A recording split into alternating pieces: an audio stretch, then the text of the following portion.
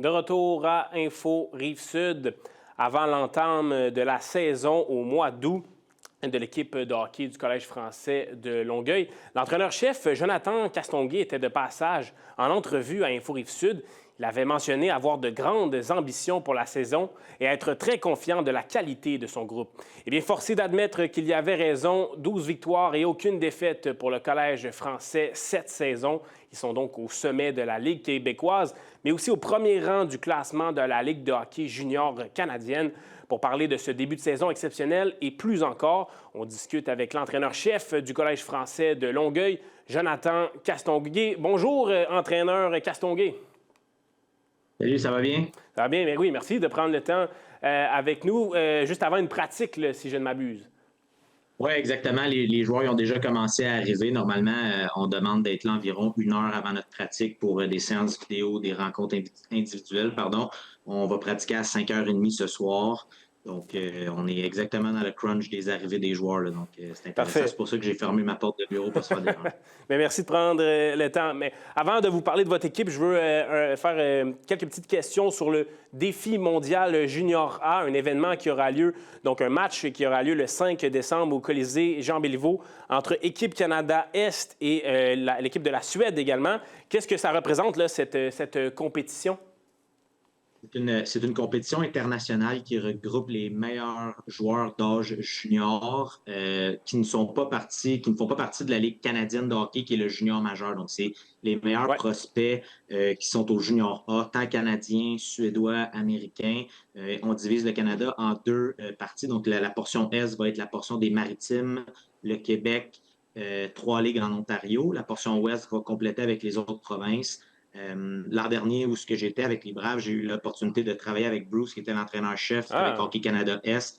Je peux vous garantir qu'en ayant regardé les matchs, c'est du hockey de haut niveau. Il y a beaucoup, beaucoup de joueurs qui ont des opportunités à être repêchés dans la Ligue nationale. Donc, mhm. c'est du hockey de très, très haut calibre qui débarque au Colisée Jean-Béliveau.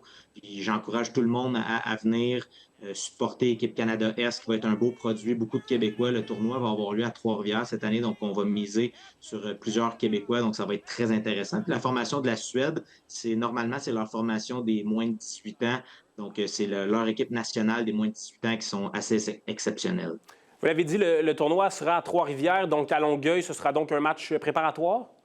C'est un match préparatoire exactement. OK. Le tournoi va débuter du 7 au 13 à Trois-Rivières, Puis, est-ce qu'on décembre. pourra voir des joueurs du Collège français, possiblement, dans l'équipe Canada Est? Là, on s'en va, dans le fond, la Ligue de hockey junior 3 du Québec s'en va disputer un match, les meilleurs espoirs en vue de ce tournoi-là contre les meilleurs espoirs en vue du tournoi des Maritimes. On va quitter le 4, 5 et 6 novembre. Dans ce groupe de joueurs qui va quitter, on a 6 joueurs qui vont représenter OK. la Ligue Wow. au Collège français. Puis par la suite, ben, ça va être à eux de performer et de se faire sélectionner pour Équipe Canada. Mais oui, c'est des possibilités qu'il y ait des joueurs du Collège français qui soient en uniforme avec Hockey Canada Est le 5. Bien, c'est une belle nouvelle et c'est pas surprenant puisque votre équipe se porte très bien. La dernière fois qu'on s'est parlé, justement, avant le début de la saison, vous me disiez être confiant là, de la qualité de votre équipe. Et vous avez bien raison, vous êtes invaincu jusqu'à maintenant cette saison. Qu'est-ce qui explique les succès de votre équipe? C'est important de comprendre que nos succès, on est super contents. Là. Il n'y a personne qui peut nous les enlever. On a mérité, on a travaillé fort Mhm. pour être 12-0 présentement, mais c'est un processus. C'est ce que j'explique aux joueurs. On est dans un processus présentement pour arriver à destination qui est de gagner le dernier match de la saison, tant québécois puis éventuellement canadien. Donc, on est dans un processus présentement. Oui, on accumule les succès de par notre engagement, de par notre éthique de travail. Je suis un immense fervent de respecter. Tous les entraîneurs ont des bons systèmes de hockey. Il y a pas on n'a pas réinventé un système ici à Longueuil.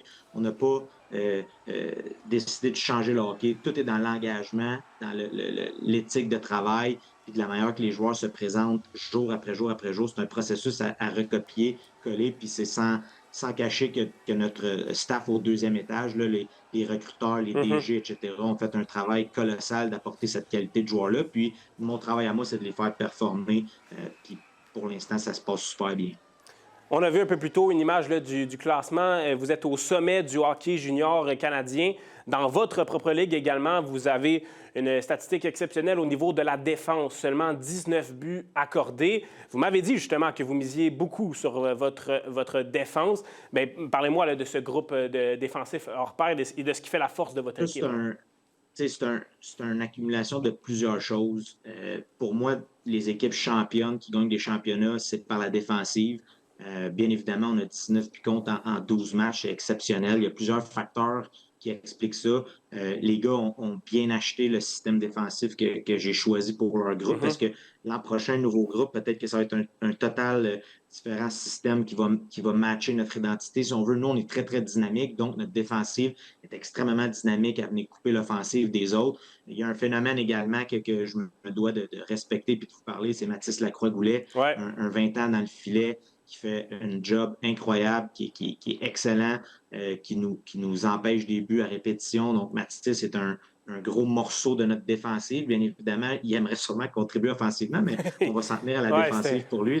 Puis le reste, c'est de défendre à 5. C'est de défendre à 5 correctement, respecter nos rôles, respecter nos positions en défensive.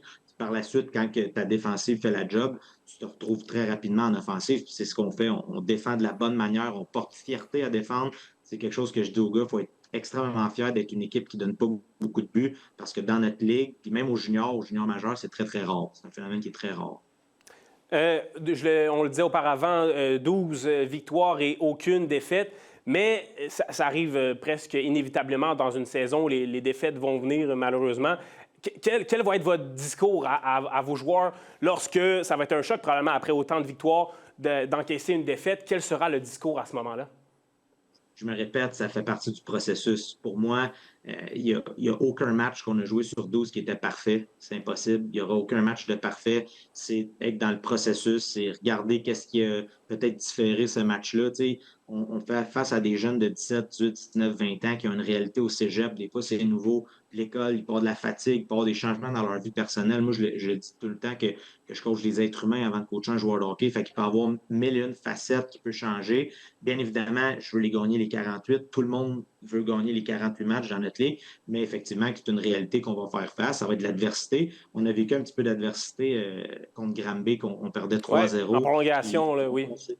Exactement, on s'est levé, on a démontré du caractère. Donc ça, c'est des signes très, très encourageants pour ton groupe quand en situation un petit peu de panique ou en situation de, excusez l'exemple, le gun ça temple, que tu dois te lever, bien, notre groupe a réagi, a pris charge, nos vétérans ont pris charge, puis on a trouvé un moyen de gagner. Donc oui, on va faire face à d'autres adversités, mais ça va faire partie de notre processus de où on veut aller. Et vous aurez de l'adversité dès ce match de mercredi contre les Panthères de Saint-Jérôme. Jonathan Castonguay, vous êtes l'entraîneur-chef du Collège français de Longueuil. On va continuer de suivre les activités de votre équipe. Merci beaucoup. Merci beaucoup à vous autres. Bonne soirée.